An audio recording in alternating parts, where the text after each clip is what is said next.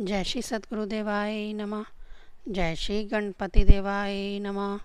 ओम कृष्णाय वासुदेवाय हरे परमात्मने प्रणतः कलेशनाशाय गोविंदाय नमो नमः।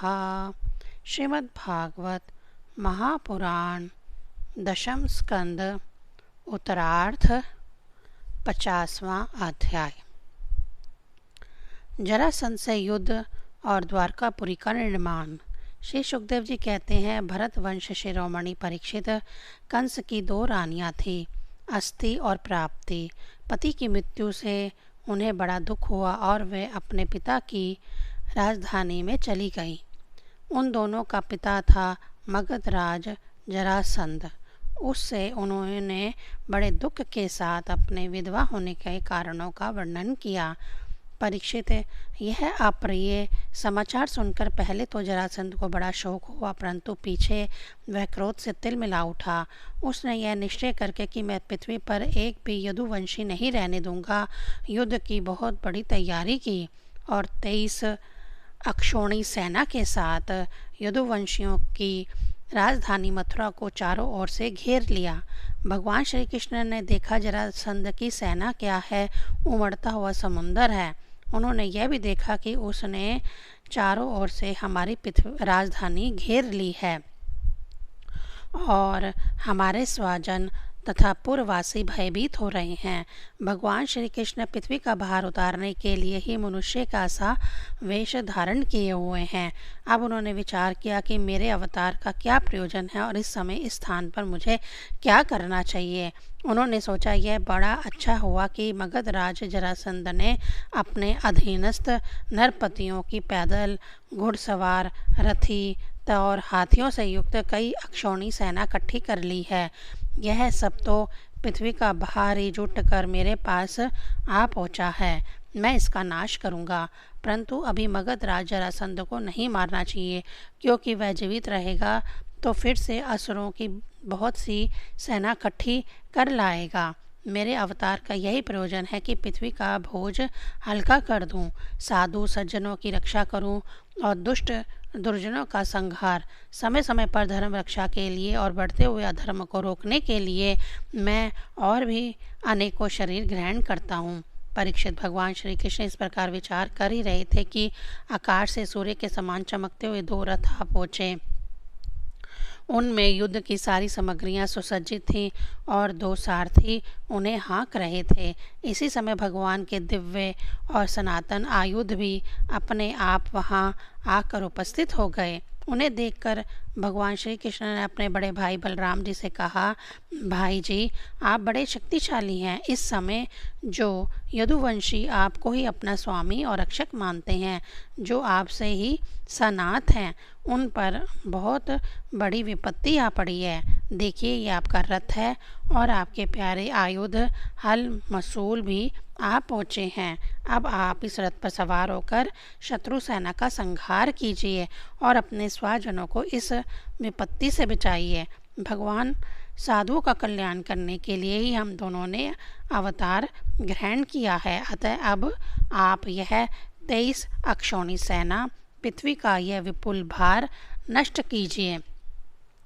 भगवान श्री कृष्ण और बलराम ने यह सलाह करके कवच धारण की और रथ पर सवार होकर वह मथुरा से निकले।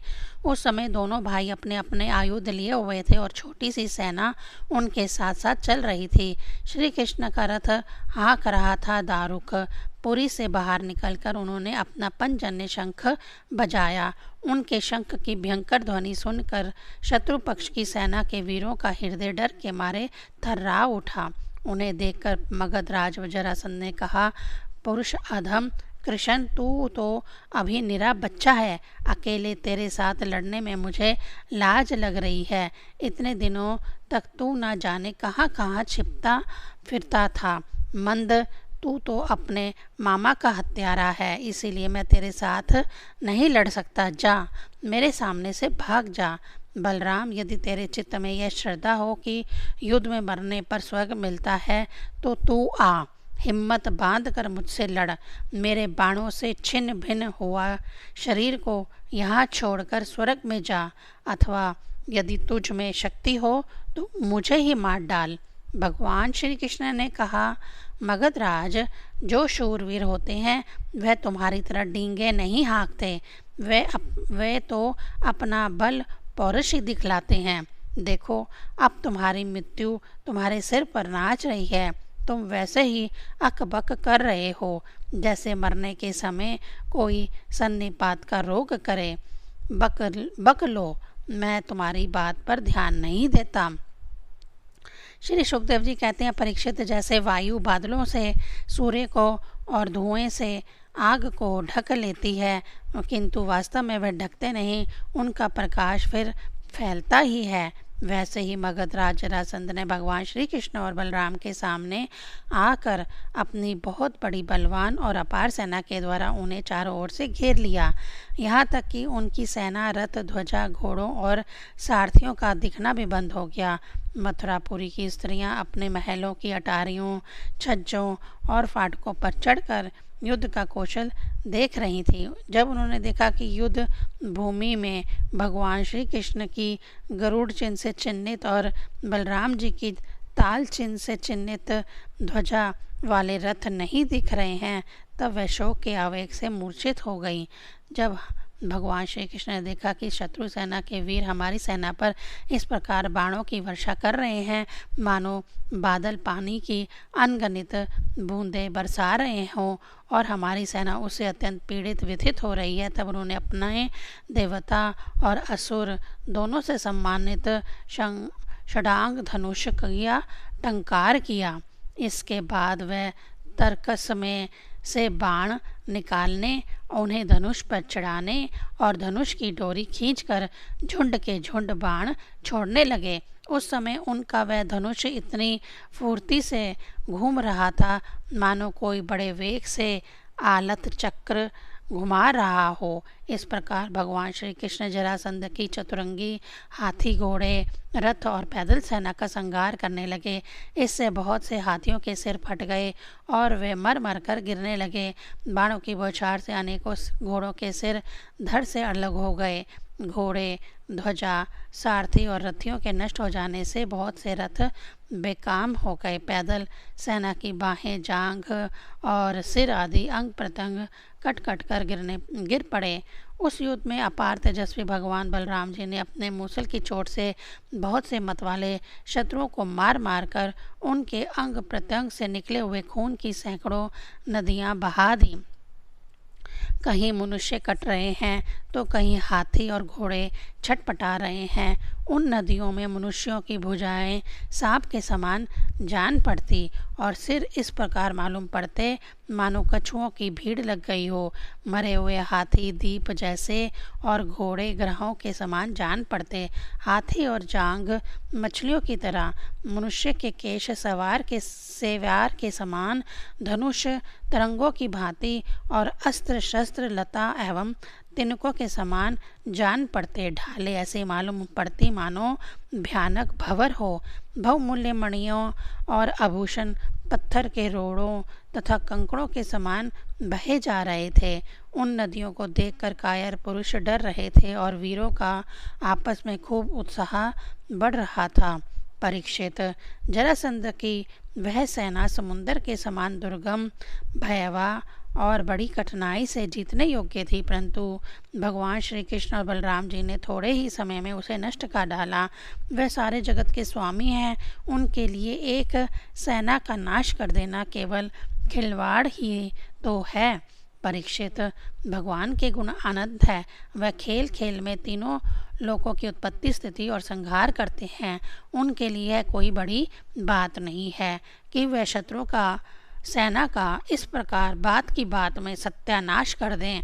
तथापि जब वह मनुष्य का सा वेश धारण करके मनुष्य की सी लीला करते हैं तब उसका भी वर्णन किया ही जाता है। इस प्रकार जरासंध की सारी सेना मारी गई, रथ भी टूट गया, शरीर में केवल प्राण बाकी रहे। तब भगवान श्री बलराम जी ने जैसे एक सिंह दूसरे सिंह को पकड़ लेता है, वैसे ही बलपूर्वक महाबली जरासंध को पकड़ लिया। जरासंध ने पहले बहुत से विपक्षी नरपतियों का वध किया था, परंतु आज उसे बलराम जी वरुण की फांसी और मनुष्यों के फंदे से बांध रहे थे। भगवान श्री कृष्ण ने यह सोचकर कि यह छोड़ दिया जाएगा तो और भी सेना इकट्ठी करके लाएगा तथा हम सहज ही पृथ्वी का भार उतार सकेंगे, बलराम जी को रोक दिया।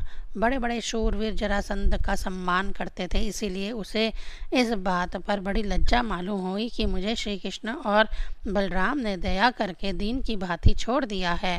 अब उसने तपस्या करने का निश्चय किया, परंतु रास्ते में उसके साथी नरपतियों ने बहुत समझाया कि राजन, यदुवंशियों में क्या रखा है, वे आपको बिल्कुल भी ही पराजित नहीं कर सकते थे।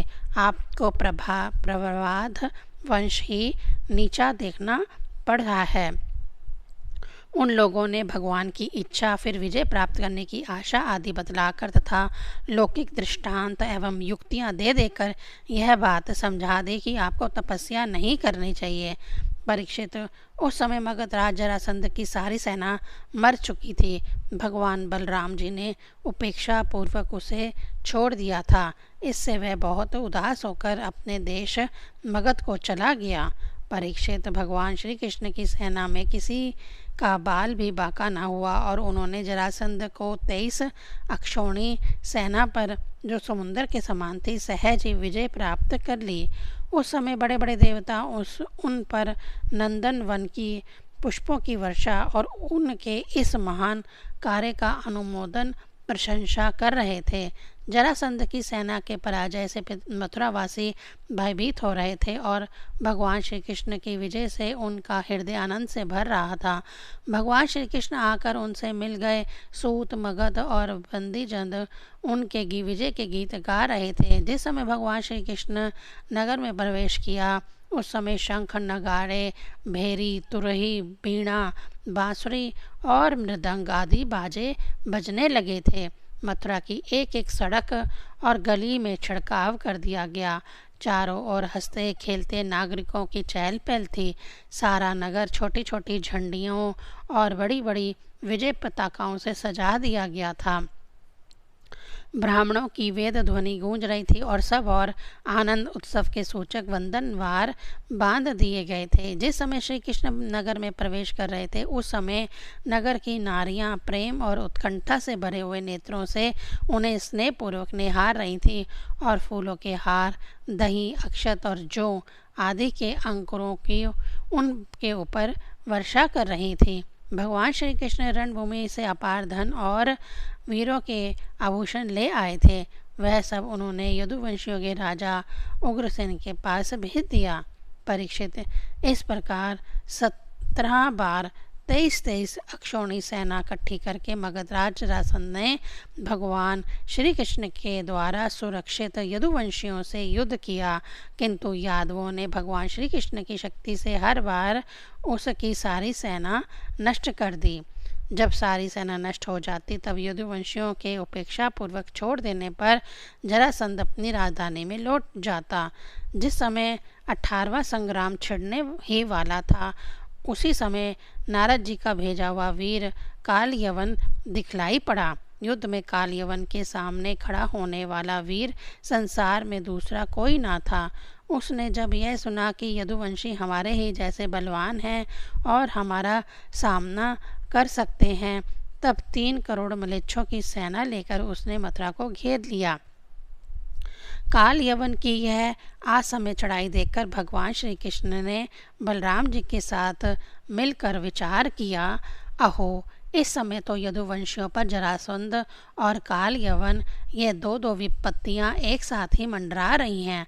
आज इस परम बलशाली यवन ने हमें आकर घेर लिया है और जरासंध भी आज, कल या परसों में आ ही जाएगा। यदि हम दोनों भाई इसके साथ लड़ने में लग जाएं और उसी समय जरासंध आ पहुंचा तो वह हमारे बंधुओं को मार डालेगा या तो कैद करके अपने नगर में ले जाएगा, क्योंकि वह बहुत बलवान है। इसलिए आज हम लोग एक ऐसा दुर्ग ऐसा किला बनाएंगे जिसमें किसी भी मनुष्य का प्रवेश करना अत्यंत कठिन होगा। अपने स्वजन संबंधियों को उसी किले में पहुंचाकर फिर इस यवन का वध कराएंगे। बलराम जी ने इस प्रकार सलाह करके भगवान श्री कृष्ण ने समुद्र के भीतर एक दुर्गम नगर बनवाया जिसमें सभी वस्तुएं अद्भुत थीं और उस नगर की लंबाई चौड़ाई 48 कोस की थी। उस नगर की एक एक वस्तु से में विश्वकर्मा का विज्ञान यानी वास्तु विज्ञान और शिल्प कला की निपुणता प्रकट होती थी। उसमें वास्तुशास्त्र के अनुसार बड़ी बड़ी सड़कों, चौराहों और गलियों का यथास्थान ठीक ठीक विभाजन किया गया था। वह नगर ऐसे सुंदर सुंदर उद्यानों और विचित्र विचित्र उपवनों से युक्त था जिनमें देवताओं के वृक्ष और लताएं लहराती रहती थी। सोने के इतने ऊंचे ऊंचे शिखर थे जो आकाश से बातें करते थे। स्टफिक मणि की अटारियाँ और ऊंचे ऊंचे दरवाजे बड़े ही सुंदर लगते थे। अन्न रखने के लिए चांदी और पीतल के बहुत से कोठे बने हुए थे। वहाँ के महल सोने के बने हुए थे और उन पर कामदार सोने के कलश सजे हुए थे। उनके शिखर रत्नों के थे और गज पन्ने की बनी हुई बहुत बड़ी भली मालूम होती थी। इसके अतिरिक्त उस नगर में वास्तु देवता के मंदिर और छज्जे भी बहुत सुंदर सुंदर बने हुए थे। उसमें चारों वर्णों के लोग निवास करते थे और सबके बीच में यदुवंशियों के प्रधान उग्रसेन जी, वासुदेव जी, बलराम जी और भगवान श्री कृष्ण के महल जगमगा रहे थे। परीक्षित, उस समय देवराज इंद्र ने भगवान श्री कृष्ण के लिए परिजात वृक्ष और सुधर्मा सभा को भेज दिया। वह सभा ऐसी दिव्य थी कि उसमें बैठे हुए मनुष्य को भूख, प्यास आदि मृत्यु लोक के धर्म नहीं छू पाते थे। वरुण जी ने ऐसे बहुत से श्वेत घोड़े भेज दिए जिनका एक एक कान श्याम वर्ण का था और जिनकी चाल मन के समान तेज थी। धनपति कुबेर जी ने अपनी 8 निधियां भेज दी और दूसरे लोकपालों ने भी अपनी अपनी विभूतियां भगवान के पास भेज दी।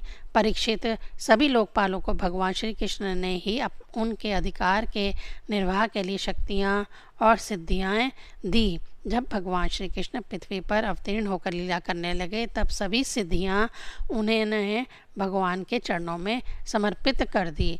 भगवान श्री कृष्ण ने अपने समस्त स्वजन संबंधियों को अपनी अचैतन्य महाशक्ति योग माया के द्वारा द्वारका में पहुंचा दिया। शेष प्रजा की रक्षा के लिए बलराम जी को मथुरापुरी में रख दिया और उनसे सलाह लेकर गले में कमलों की माला पहने बिना कोई अस्त्र शस्त्र लिए स्वयं नगर के बड़े दरवाजे से बाहर निकल आए।